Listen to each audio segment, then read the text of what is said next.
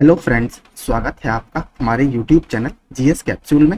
I hope आप सभी लोग अच्छे होंगे और आपकी तैयारी भी अच्छी चल रही होगी। फ्रेंड्स, अगर चैनल पर नए हैं तो रेगुलर अपडेट्स के लिए चैनल को सब्सक्राइब कर लीजिएगा। आपने थंबनेल में देख ही लिया होगा कि लेखपाल भर्ती पर आचार संहिता का कोई प्रभाव नहीं पड़ेगा। आज इलेक्शन कमीशन के द्वारा जो हमारे लोकसभा के चुनाव होने वाले हैं 2024 के, उसकी घोषणा कर दी गई है। और आपको पता है, चुनाव की घोषणा के साथ ही आचार संहिता आपकी लागू हो जाती है। तो सबसे ज्यादा जो बच्चे डाउट में थे, या हम सभी लोग डाउट में थे कि क्या आचार संहिता में हमारी नियुक्ति पर या ज्वाइनिंग पर कोई प्रभाव तो नहीं पड़ेगा, तो जो एमसीसी एक डॉक्यूमेंट आता है, पूरा मॉरल कोड ऑफ कंडक्ट यानी आचार संहिता का पूरा डॉक्यूमेंट जो आता है, उसमें कुछ गाइडलाइंस होती हैं। उसमें क्लियरली मेंशन कर दिया गया है जो रेगुलर आपके प्रोसेस चल रहे हैं कमीशन के द्वारा, उस पर कोई भी इफेक्ट नहीं पड़ेगा आपका मॉरल कोड ऑफ कंडक्ट या आचार संहिता का। तो इतना तो हमें कल भी जब लोग महासम्मेलन में गए थे, वहां पर दुर्गा शंकर मिश्र जी से मिले थे, उन्होंने भी आश्वासन दिया था कि आचार संहिता का आपका नियुक्ति पर कोई प्रभाव नहीं पड़ेगा, क्योंकि हमारी प्रक्रिया पूरी हो चुकी है। ठीक है, तो हम देख लेते हैं पूरा एक पॉइंट नंबर 22। आप सभी ने वैसे देख लिया होगा, अलग अलग ग्रुप्स में ये वायरल हो ही गया था।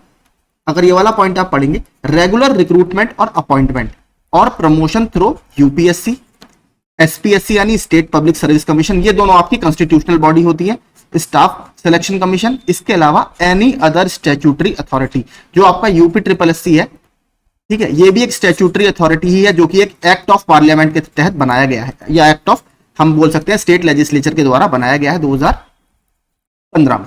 ठीक है, तो यूपी ट्रिपल एससी आपका स्टैट्यूटरी बॉडी में ही आता है। कैन कंटिन्यू, यानी इनके द्वारा जो रेगुलर अपॉइंटमेंट्स चल रहे हैं या रिक्रूटमेंट या भर्तियां चल रही हैं वो कंटिन्यू रहेंगी। Recruitment through non statutory bodies, ऐसी बॉडी जो नॉन स्टैट्यूटरी है यानी किसी एक्ट के द्वारा उनको नहीं बनाया गया है, will require prior clearance of the commission. ऐसी अगर विभाग भर्तियां करते हैं या ऐसा अगर कोई बॉडी भर्ती करती है तो उनको पहले इलेक्शन कमीशन का क्लियरेंस लेना पड़ेगा इस तरीके की भर्ती से पहले। लेकिन जो कॉन्स्टिट्यूशनल बॉडी है जिसमें आपका यूपीएससी आता है, उसके बाद अगर स्टेट पब्लिक सर्विस कमीशन है, दोनों आपके कॉन्स्टिट्यूशन में मेंशन है, और तीसरा आपका जो स्टैट्यूटरी बॉडी है जिसमें यूपी ट्रिपल एससी भी है, उसके द्वारा जो अपॉइंटमेंट चल रहे हैं, प्रमोशन चल रहे हैं और रिक्रूटमेंट, तीनों चीजों पर कोई भी प्रभाव नहीं पड़ेगा। तो ये ऑफिशियल आपका डॉक्यूमेंट है, तो अब बहुत ज्यादा घबराने की जरूरत नहीं है, क्योंकि प्रक्रिया हमारी आगे का रास्ता भी लगभग साफ है। दूसरी चीज अच्छी ये हो गई है, जो 425 वाला आपका केस था वो भी 19 मार्च को लिस्ट हमारा हो गया है। ठीक है, 3116 नंबर पर वो लगा हुआ है, यानी एडिशनल में 116 नंबर पर है।